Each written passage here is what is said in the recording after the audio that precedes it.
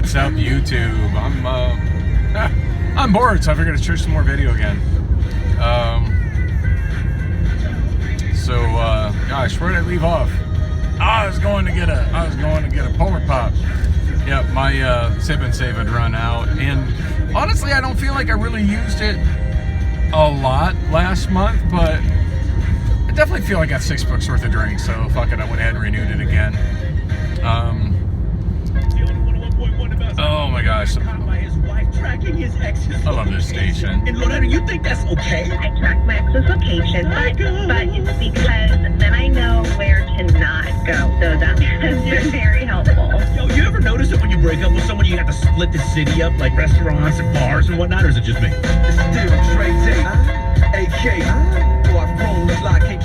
Oh man, that reminds me of one time I went to a nightclub back in the mid-90s and ran into a girlfriend I've been really attached to. We lived together for a while. We've been dating on and off for a really long while, and honestly, probably one of the biggest loves of my life. Her name was Tracy. Maybe she's out. Hey, maybe she's finding me here, Tracy. Miss you. Anyway, yeah, it was. That's not what I was going to talk about, but man, it got me thinking about it. So, yeah, this is a fun diversion. Why not? So, anyway, yeah, Tracy and I broke up, and it was this horrible, terrible thing, and it really messed me up. And my younger daughter's mother has got a saying that has always kind of cracked me up. The best way to get over somebody is to get under somebody else. And yeah, nothing quite like rebound sex. It really isn't. And yeah, I've always found that to be yeah, the best way to get through a breakup, even if it doesn't really work out with the next person. Like, you know, at least that's a good distraction. And anyway, yeah, when Tracy and I broke up, and God, I was just so head over heels in love with her. And to be honest, I don't feel like I've ever loved any woman that much since. You know, and I feel bad because I've been with some, you know, decent women since then. I mean, hell, one of them I married. But yeah, I've never had those kind of strong feelings for a woman since. There certainly is something, you know, inside me emotionally that the breakup with Tracy destroyed, and I don't think that's something I'll ever get back. It just kind of is what it is. But anyway, so yeah, I got this horrific breakup with her, and I actually ended up hooking up with somebody not long after that, and it kills me, I absolutely can't remember her name, but she is somebody that I had kind of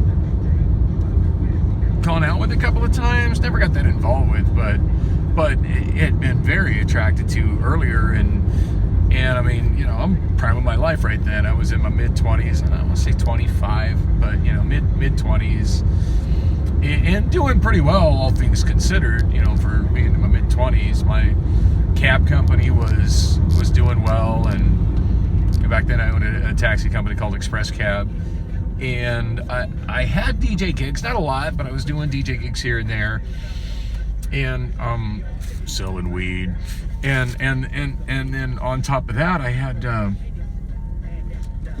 was having no problem at all paying my rent. Like, I had an apartment in Sunny Slope, which just doesn't sound like anything to brag about, but it was in a fairly nice part of Sunny Slope. It was a fairly nice apartment, and I had it decked out really nice. It's a one-bedroom place, and I had that place decked out so nice. I had an enormous fish tank, but I went with this whole crazy, like, black and white theme. I had black fish, and I had albino fish, and then I had my good friend, oh my gosh, we've lost touch so long ago. I think his name was Rob. I had his turtles, and I had this component system I put together of just all kinds, dominantly Pioneer, although I had this Chinese turntable I absolutely loved. But a lot of Pioneer monitor stuff, Laserdisc stuff in the living room. So before doing surround sound, it was stereo, but I had that, and I had this like at my desk where I was running my cab company out of, I also had a vintage C64, and I also had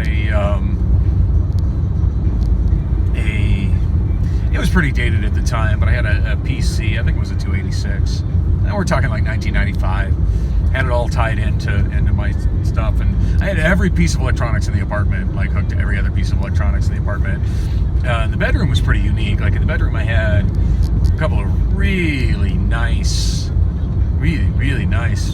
vintage Advent, full-size Advent speakers, and a vintage mid-50s Harman Kardon receiver. It didn't have, and the tuner didn't work in it, but the amplifier, just all tube amp, and it worked really good. My God, it had like the warmest, just a little bit of a hum to it, but it just had just a really warm musical sound, and it ran a line out from the, like a, record your line out record out from the Pioneer to that. And then I had a computer monitor, deposit monitor, sitting on the other side of my bed. And pretty much anything I'd play in the living room, I had remotes set up with this remote relay that I could play it in the bedroom. Big ass water bed, and I was balling for, being suddenly single in my mid-20s. And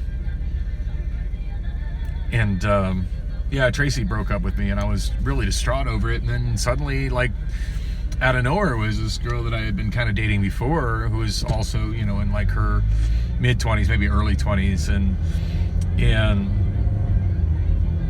and she was going kind of places, with herself. So, I also got into modeling at that time.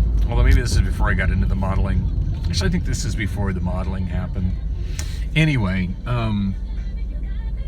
so yeah, I had, God, I wish I could remember her name. She was so cool. Being a cab driver, like I was out and about a lot, and I was popping into a lot of bars, and of course I had a lot of, like, I was known in the bars, because not only was I a cab driver, but I was the guy that owned the cab company. I was the one who, was out always, pushing the business and dropping off cards and stuff. So when people would see me, they knew, especially people in all the dive bars in North Central Phoenix and in Sunny Slope, like they knew that not only was I the driver, but I was also the guy that owned the little local company. So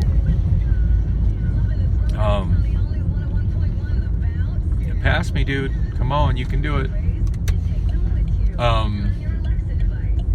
And they would so yeah, it's just very social. I knew a lot of people, and as much as I was emotionally distraught over Tracy leaving me, like, just suddenly I just ran into this girl that I had dated prior to Tracy.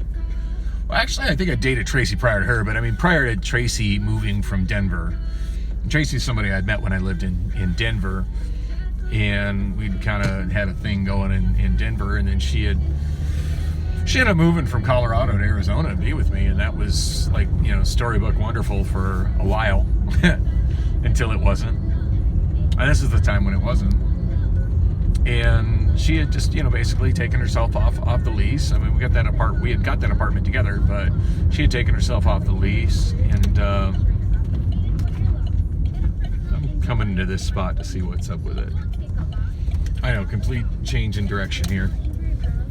They look like they might actually be open. Wow. Okay, I'm going to continue this story because it's kind of interesting, but if I remember. I just pulled into a spot called the Trough. The Trough? Trough? Feel weird going to a bar I can't pronounce the name of. It's a place that Trey over at Roosters told me had approached him to do karaoke. Hopefully, maybe it's a spot I can do karaoke, and it's definitely a spot he must have mentioned that it's kind of a biker bar, because I see motorcycles in front. Google says they close at 10, but they very much look open, so I'm gonna pop in and see if I can talk to somebody. I will continue the Tracy and story in the next vlog. So yeah, hopefully I get it uploaded soon. Thanks for listening.